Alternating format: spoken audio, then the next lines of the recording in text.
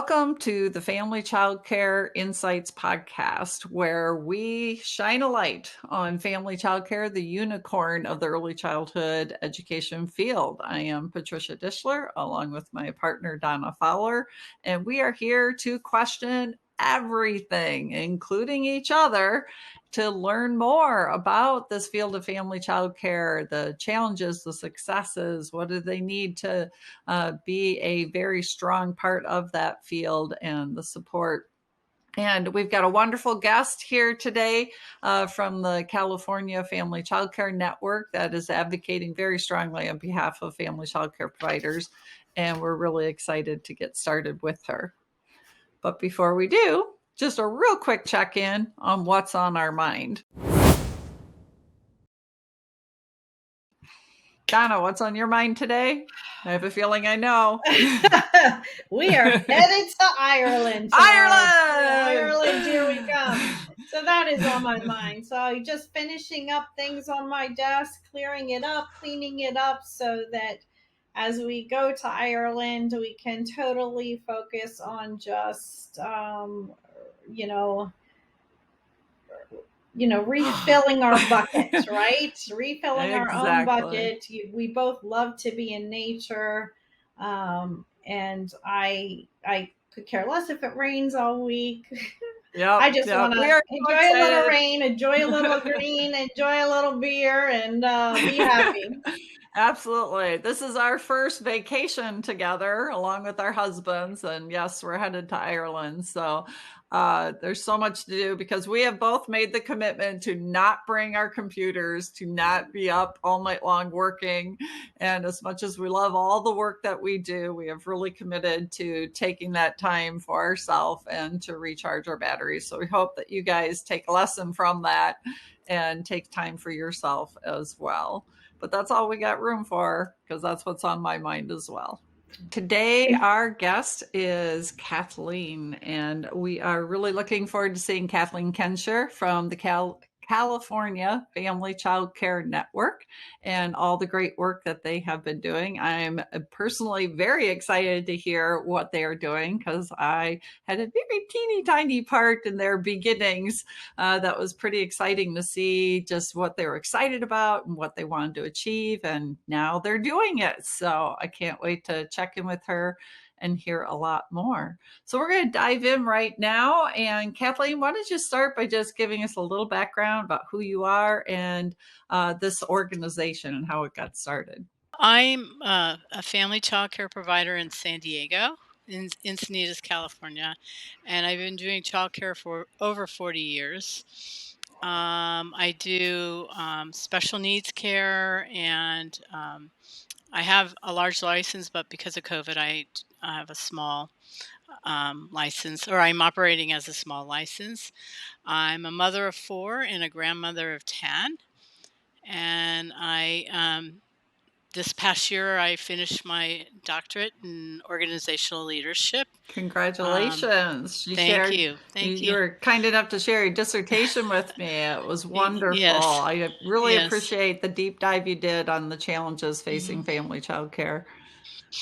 Yes. And so California had a family child care association, and it kind of dwindled. And so the leaders of California in family child care decided to start the California Family Child Care Network. And we had about 9 founders, 12 founders, and they organized together to start it up. And they invited me to come be their VP. And that was what year was that? It was about 2000. I want to say it was about 2010. And doesn't feel like that long ago. No, it was about 10 or 12 years ago. It doesn't seem possible. Yeah, it doesn't seem possible. And they met, and I was teaching a class for UC Davis, and I was on my way home, and they called me and said, "Hey, can you come join our board?" And so that's how I got hooked into the California Family Child Care Network. And they started out small and have just been growing and growing. What is the membership now? I want to say it's about 185. Okay. Um, that's what it was on our last board meeting, Okay. and it varies. We have uh, leadership cafes every quarter, every 3 months, and so we invite all the leaders to come out. So from that training, we get more members. So Okay. they don't have to be a member to attend those events. It's a free event, um, and then usually after that we get more members. Okay. So Okay. we're So slowly growing. tell us a little bit about just what is all the work, because you're a little different than like your typical state family child care association that has Hmm. members and does a conference. And like you guys, I remember you have a very important focus. Like there's a main drive and reason for your being. Can you talk us a little bit about that? It's it. We want to make sure that the family child care providers are connected, so that we have a big, strong public policy committee, Mm. and we're working on different bills. An example would be one that family child care providers had different fees in every different county on for fire, and we were able to promote getting it used by right, because family childcares aren't big centers and they shouldn't be paying the big fees. And so they were able to change it so we don't have to have annual inspections and pay large fees. I mean, some cities had fees as high as $2,000, Wow. you know, and so that's gone. Okay. That's been changed. The other big thing is language. We really have a very diverse.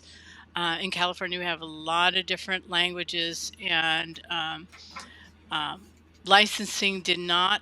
They only had English mostly on their website. Well, they still like that, but we're pushing to get changes made that it's in multiple languages. So now when they do webinars, they do have webinars in different languages. And the same with our trainings. We have trainings in English, Spanish, Cantonese, and Mandarin. Oh, wow. Wonderful. Yeah, yeah. So, yeah, I did notice that was a big thing, that you guys really do offer a lot of different languages and translation in all the meetings that you have and things like that. Hmm. And that, as I said, it's a little different than the typical association, which is about membership and maybe just a conference each year or something like that, or some trainings. But you guys are really hyper focused on that advocacy and that public Hmm. policy. So you're bringing Hmm. people together and you're asking, what's important right now? What's on the docket? What can we get in there and change to make things better for family childcare?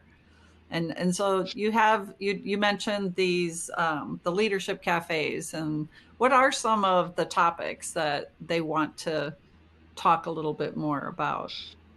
Well, every time they have one, they take a survey on what people want to hear more of, and they present 5 or 6 topics, and then they narrow it down to what we talk about. It can be anywhere from current licensing regulations, or um, problems with or challenges with your finding employees or keeping employees, or subsidy fees, or even helping providers market their own childcare. So we bring in experts in the field that are peer trainers, and so every 3 months we have a new trainer that will come and present for free at our cafes, and they get to attend for free, and we'll have translators there, and it's a Saturday, so it's done when they're not working, Mhm. because that's a problem to do a training during the day. The providers just, it's almost impossible to attend.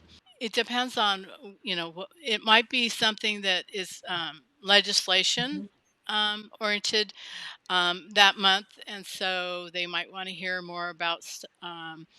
Right now, the hot topic is subsidy care. What are you going to get paid? And unfortunately, they are behind in the times as far as regional market rates and what people get paid and parent fees. And so providers might want to talk about that. And we do it via Zoom, and we have different rooms that they can go into depending on the topics they want to hear about. So they'll go in there and discuss it. They'll come back out, and they will have taken notes about what they discussed in their room, and then we'll talk about what they can do, what kind of advocacy that they can do after that. Sounds like a lot. Go Yeah, ahead, Donna. I was going to say, yeah, it does sound like a lot. So how is this affecting you getting really legislative action? Are you doing it a lot at the local level or mainly focusing at the state level? Mainly at the state. Uh, Recently, we have a large group in our public policy, probably about 200 people, and you don't have to be a member to be part of the public policy committee. But this last 3 weeks, we had people that went to the Capitol to attend hearings. Unfortunately, the last one they had a active, well, it wasn't active, but a shooting scare, and so they evacuated the Capitol. And so it was more of a call in afterwards to voice their opinions. But um, 3 weeks ago, they did go and attend hearings, and they were heard. We were allowed to call in. So it's like our little troop. We let people know who can go, and our the California Family Child Care Network has a public policy fund that will help pay for people to go to the Capitol. They'll help pay for their employees if they need to bring an extra one in or take time off that day or to travel. And one of our founders, Rosie Kennedy, who she passed away, and she left us $25,000 in the sale of her house to help do advocacy. So we have that fund. That's a great We have that. commitment to this Yeah. organization. Yeah. She never had any children, but she had a great childcare. And she was one of the founders, and she had a vision for public policy. And so she left our public policy chair money and made sure money was left to our network for that. And then since then, we recently got a grant for $75,000. It's a 2-year grant, and a portion of that is going towards promoting the different bills that will help family child care providers. That's amazing. Yeah, I remember Rosie. She was a powerhouse, right? And she Yes, she yeah. was feisty, and I loved it. I loved how feisty she was. In one of my past jobs, I was actually the lobbyist, director of public policy for the Maryland State Family Child Care Association. So very familiar with a lot of the work that is being done. So does your organization itself, do you prepare like the written position statements? And then how are you, I know one of the biggest factors really in helping us in Maryland really move legislation is that we were able to partner with other groups like the Center Association, Head Start Association, After School Association, really bringing the Maryland AEYC, bringing everyone together in one voice to really kind of back each other up. Are you guys finding that, are you able to do that also to really move legislation, not only for yourself, because what benefits one group, a lot of times will benefit another group too, in some sort of way? In California, we have the early education ECE coalition, and it has Head Start. It has the university professors that are teaching childcare classes. It has center-based providers. It has parent coalitions. There's about 20 different groups that belong, and they meet almost weekly talking about what they need to do and what kind of stand we're going to take, what kind of position we're going to take. And the California Family Child Care Network also partners with the California Child Care Law Center. And so the hardest thing is to make sure we hear about stuff on time and send our support letters in a timely manner. And so sometimes they will send me the letter, or our public policy person the letter, um, on what we should, suggesting what we should support, or we need to sign on to the certain letters with the different groups. So the coalition, the EC coalition, will do the same. And last week I got two letters that needed to be sent out. I think I got them like a Monday, and they needed to be out by Wednesday. So, and I got another one this week for next week. So we try to stay on top of that so we can, be a stronger, larger force, to help get things done. That's amazing. Yeah. So it sounds like it's very grassroots, right? Of really Mhm. getting the information, being able to really craft your position statement on it, your testimony, and so forth, and then getting providers. How do you find it's the same people that are going to the state house time and time again? How have you really encouraged participation in that? Because I do think that's something that a lot of states struggle with, is that they want Mhm. to really get involved in the public policy advocacy piece of it, but don't know how to really encourage. And I love the part that you did say that it sounded like you're paying maybe substitute Mhm. fees and so forth, Mhm. in order to allow providers to participate in this. Is there anything else you're doing to really encourage, set people up? I think I want to say a lot of times I think when I talk to providers, they were very intimidated by the process, right? Mhm. Mhm. So, what are you guys doing to help providers not be intimidated? Well, for the EC coalition, they have meetings prior to going to the Capitol, and they talk about how they're going to dress, what to wear, and they also have a little script on what we want. And I mean, they personalize it when they go, but every time we have a leadership cafe, they do invite people to join our public policy um, committee.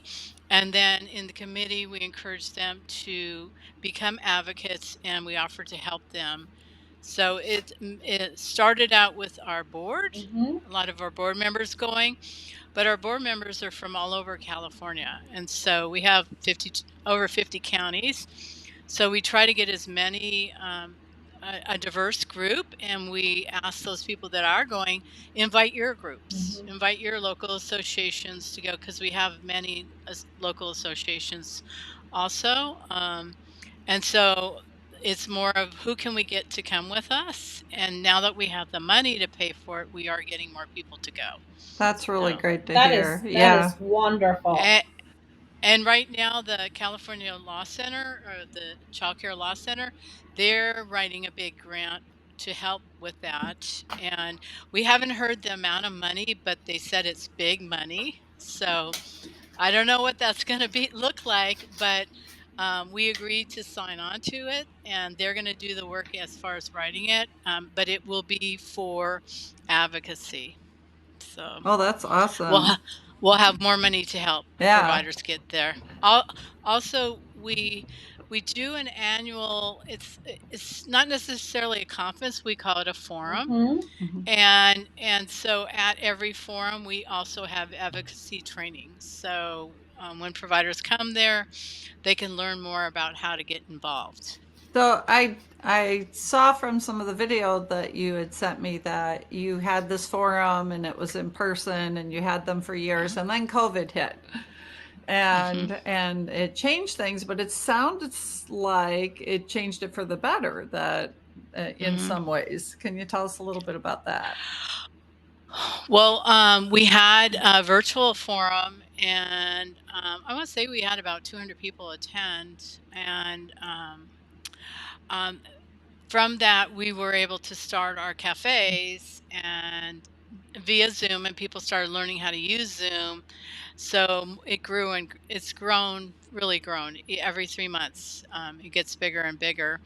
The amount of people we have, it started out, about 50 people, and now we get sometimes up to 250 Wow. people that will attend. So, Right. I mean, it got so big we had to get the big Zoom. That's a good problem to have. Yes, it Yeah. is. Yes, it Yeah, is. and we budget for it every year now. I mean, it started out with my free Zoom and then doing meetings, and then, it grew. And so we also have, new providers that don't necessarily know how to use the Zoom process, and so we're doing training videos, we're doing instructions on how to get on, we're letting them know we're going to do it in their language, and so we do videos on Facebook about the upcoming events. So, and they don't have to be a member to be part of our Facebook group. I mean, we have two different groups, but one for members and one for non-members, or anybody can be on it. So, and it's just for family child care providers. So it's not somebody selling something or somebody, saying I have openings. It's to publicize any kind of childcare event or training, and we may publicize something that's happening in San Diego to the people up north of our state, because if it's on a Zoom, they can attend. Right. Well, that's Mhm. great that and I think a lot of programs kind of discovered that during COVID when everything went to Zoom, that Mm-hmm. as hard as that was to not get to meet in person, we did see that there is some benefit sometimes Mm-hmm. to having some of your events and things by Zoom, because like you said, it just makes it more accessible, especially in a state like California that is so spread out. Trying to find a central location still Mhm. means hours of driving for someone Well, at some yeah, point. that was the big challenge for providers, is they'd Right. have trainings in the evening at our local resource and referral service, and you may drive a half an hour to an hour to get there. You're stressed by the time you get there in traffic. And so Sure. now a lot of the trainings are done in person. They are going to be, I mean, in person, via Zoom, and they are going back to having some things in person, but they're making it more accessible for providers. and Right. and that was the other thing was, prior to COVID, providers had, if they wanted to attend something, it would be in person and not necessarily at a convenient time, or they might find out about it after the fact, or Yeah. when it's too late, Right. to attend. And so now we're trying to make sure that they find out, well in advance, and they can go to it via Zoom. Right. So So you've made it much um, more accessible for everyone accessible, by yeah. having that balance of both in-person events for your forums Mhm. and Hmm. these Hmm. cafes, having them on Zoom. One little interesting tidbit I caught up is that at some point you started a trend of everyone wearing a white scarf. Oh yes. Can you tell me a That little bit about that? this is in Rosie's honor. We picked this. We Okay. picked the Wofish scarf, and so whenever we do a family childcare event or appearance, we make sure we have the white scarf Mhm. on. And we also wear, our board wears pink shirts. We have our logo, like any other association might have, but we also make sure that we have our white scarves. And at our next forum that's coming up, May 6th and 7th, we are also going to have everybody that attends will get a white scarf. And Aw. we have money put aside for that, to make sure that they do get the scarves. So Oh, when they that's go to the Capitol, they've got their white scarves on. all right. So you'll be Yeah. recognizable from very far Hmm. away. Yeah. Hmm. We had a Sandy Skolnick here in Maryland. Now, well, she was not a family childcare provider. I used to call her the Great Oompa. But when she walked into a room, everybody listened. But she taught me so much about advocating and lobbying and how to have those conversations and so forth. That it still resonates with folks. They still have a Sandy Skolnick, award and a Hmm. day of advocacy that they do, and it's so heartwarming to hear that some of Rosie's legacy has continued to live on. Every year at our forum, we do recognize 3 to 5 people with awards in the different counties, and this year we're trying to help them. We'll give them some kind of gift card to thank them for what they do, and in the process, some of our awardees have joined our board. So it's been, they want to do more. They want to That's do more, wonderful. and it's a Rosie Kennedy scholarship program that we have, award program, and we have her table at our forum with her pictures of what she does. Oh, that's So we have, wonderful. yeah, It's special nice not to, tribute. you don't want to forget your roots, That's right. where you Hmm. guys started from. Hmm. And so what would you say, name a couple of, like maybe some of the big bills or things that you guys had some influence on. What were some of the wins? I'd say the big one was the fire clearance, because so many providers would have fire marshals show up at their house and telling them different things on how they're supposed, some want a pull alarm and some want just it was very different. So now they don't have to worry about it. They don't have to worry about the fees. And um, um, also fees for business license. You don't have to have that. Every city had a different fee. Some were $1,000. Now you don't have to have that to be a family childcare. You have your licensing fee, but you don't have to have your city business fee. I It's see. used by it's used by right. Okay. And yeah. So it That's sounds great. like it was statewide bills that really overruled any local ordinances. Hmm. That's I think that's, fantastic. that's something Donna and I Huge. have talked with other states about, thinking of that approach when we start hearing lots of stories of, well, I'm having this issue in this county and this issue in this city, and we refer to it as playing whack-a-mole with public policy because you knock down the rule over in this county and then it pops up over in this county and you're just never done. And to be able Yeah. to look at that state level and say, wait a minute here, can we, let's just get some, rule on that state level that's going to override all of that and get that to stop happening. Yeah, that was happening here. I was attending different city council meetings to and showing them the law, what was written, and they were bringing their big gun attorneys trying to fight us. Hmm. And it might be a homeowners association that said somebody couldn't do childcare in their neighborhood, or they wanted to charge somebody a huge fee. Yeah, And we hear so, homeowner associations yeah, are a big, big challenge. yeah, and now that's not an issue so much because it's a statewide regulation. It's not a city or county regulation. So, Kathleen, we've talked about some of your successes and wins. What do you think is the next challenge for the organization? What's your next fight? Probably working on growing our organization and just reaching out to more people because we are a big state and we do have a lot of people, a lot of childcare providers. Also, we want to help providers stay connected. So we've lost a lot of providers because of COVID. And so we want to find ways to help Mhm. them sustain their business. And that's been a really big challenge. We've had providers move out of the area in my local association. A couple of my board members had to shut down, um, they lost their lease or they cared Yeah, for only teachers' children. And because of COVID, they weren't teaching. And so, or then they went back to just right. Zoom. So, you know, providers were doing early retirement. So we want to help providers sustain their business. And and in our forum, we are going to That's have awesome.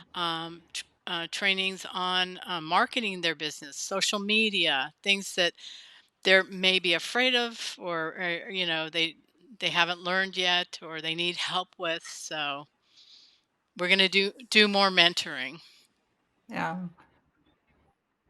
Right. Well, I do know that there, has been a lot of focus, Kathleen, at the federal level around ensuring that families have access to quality early childhood and education experiences. So, keeping that in mind, I know one of the biggest, Patricia and I talk about this quite often. One of my biggest fears is that family child care gets lost in that mix, that all of a sudden there's all this money that flows down and people are, just are handing it out to open up centers. And it's not that centers aren't good also, but I believe that families should have choice in what they choose. And I know one of the other things that Patricia and I have talked about is one of the things that recently passed that was part of the I'm not going to be able to remember, the CHIPS Act, was that in order for companies to actually tap into that money as for the CHIPS Act, is that they would have to provide quality childcare to their employees. I believe that family childcare is the perfect solution for that, because when you look at a lot of those manufacturers who, you look at the manufacturing industry in general, a lot of times they work shift work.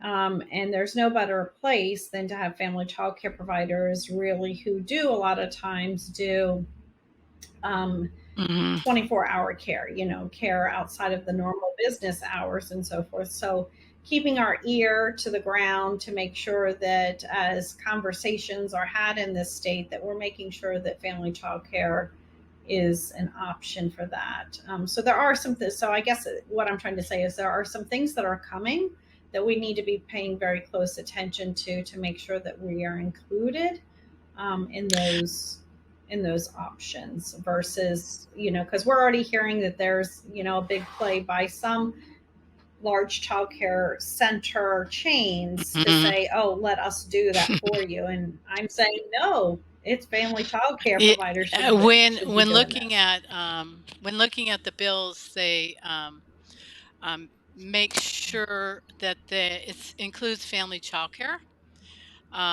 because that's what they want to eliminate. They and parents need the choice. They need that choice, and so they want to make sure parents have Yes. parental choice. And it's the same with right now, in California. It's the big TK, the preschool for all.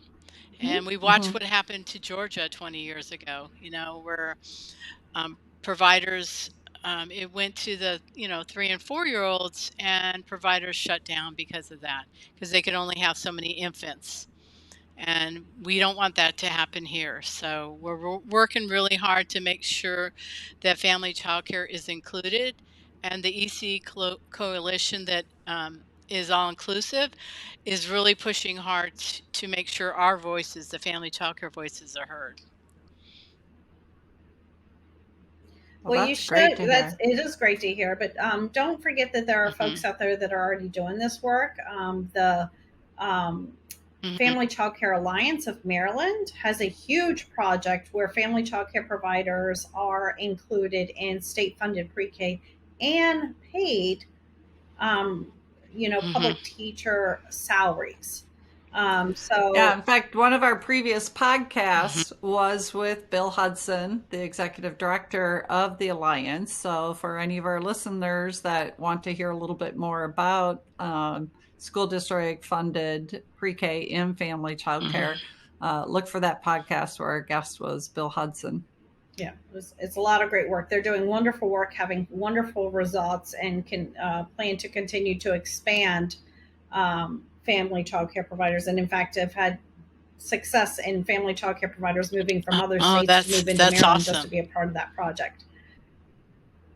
Yeah, so Yeah. definitely there's some good work happening there, and in Seattle and in Philadelphia around including family childcare. So look to those places.